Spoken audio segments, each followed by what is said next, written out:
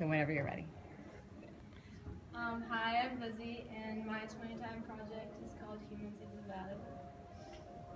So, if you were to ask me what my 20-time project was about back in September, I would have told you about my plans to build a sculpture garden in my neighborhood. This idea stemmed from an experience I had at the Stolfo Sculpture Gardens, which is near Lehigh University. Took my senior pictures there, and it was just like really cool. I would have gone on and on about all the details associated with the project. I would have showed you the blueprints, the ideal location, which was in the woods near my neighborhood. I would have told you why I wanted to build it. I attended my homeowners association meeting and I presented my idea to them, and I ended up getting it approved by the homeowners, and it was on its way to getting approved by the Board of Agriculture when I kind of realized the magnitude of my project. I think I was just really excited about the idea of being able to do a project on anything I wanted, that I kind of overlooked the extent to which I would have to go to actually accomplish this project. Like, where was I going to get the supplies or the money, or most importantly, where was I going to find the time to build it? Because I really don't have that much time. It turns out even senior year, you kind of have a lot of work to do. So I decided to change my 20-time project to something a little less time-consuming, and this was to make little short films. Here's a little example. So my idea was making short films, and they could be exploring places around the valley or just hanging out with my friends. So this one, my friends and I made at a warehouse kind of near where I live.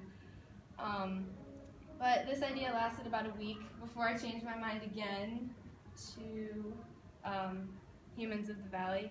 So in case you don't know, like Ms. Spritzer said, Humans of New York is a website, and it's basically about a journalist who goes around New York and asks people if he can photograph them, and he asks for a story or he asks them a question. So an example was this man, and he said, "After I was born, I was the subject of a 45-minute dissertation at Columbia University. Almost all my organs were born externally and had to be sewn into my body. I don't have a belly button, only a scar where my feeding tube used to be. My mother even tells me that she wasn't sure if I'd ever be able to stand, eat, or drink, but now I can rollerblade.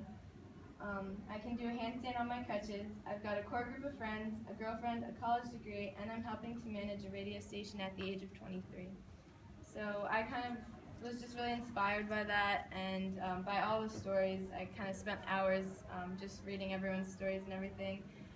So I thought it would be interesting to make a blog of my own for the Lehigh Valley. That's my mom up there. I was kind of nervous at first to do a blog like this because I consider myself pretty shy and introverted. But I wanted to push myself and see how far I could go, especially with college coming up soon. I don't want it to hold me back from meeting new people. But I'm going to be honest, I kind of pushed back doing this project a little bit because I wasn't excited to go and talk to strangers. But once I did, I found out that it really wasn't that bad. So this person, I asked, what is something that you're proud of? It's kind of just a basic question. And he answered, well, I'm in the U.S. Army National Guard Infantry Unit. I'm a team leader in the military, which means I have to look after 4 guys. One is my age and the others are younger than me. I have to keep track of over $2 million worth of gear for them and myself. I also drive a tank. It's a Bradley. The actual tankers don't consider it a tank because it's smaller than theirs. My stepmom is the sheriff of Northampton County. Also, I have a twin sister who has a 4-year-old child, and I have 2 younger sisters. At first, I didn't really know whether I should take the picture like before or after I asked the question. So for this man, I took a picture both before and after, and it was kind of interesting to see how his facial expression changed both before and after the picture. The first one, he was smiling, and then I think the second, or his answer, made him think a little, and it just changed the expression on his face. So so I tried to do that with the rest of the people that I asked.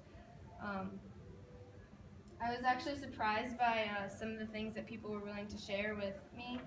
So this woman, I asked if she could recall a happy moment, and it kind of took her a while to think. So but she ended up saying, okay, happy moment was probably when I was accepted to Montana State University.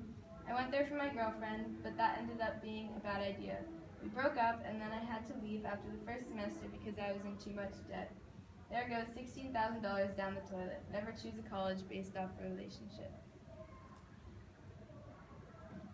I would say that I learned 2 lessons throughout this project. First off, I learned that it's okay to change your mind. Like this quote says, it's okay to change your mind when reality makes you think again.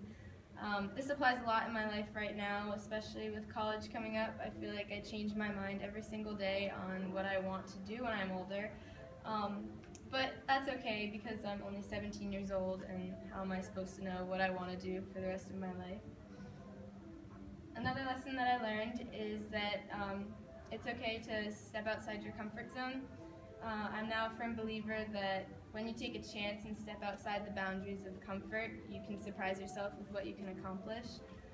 Presenting this project right now, I feel really out of my comfort zone. I'm not really used to standing in front of people and talking. I'm nervous, but surprised and kind of relieved that I got all the way through it. My experience stepping outside of my comfort zone with this project kind of allowed me to grow in ways that makes me feel more comfortable both right now and hopefully for my future.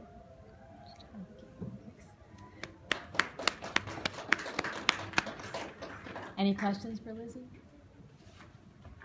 Okay, go ahead.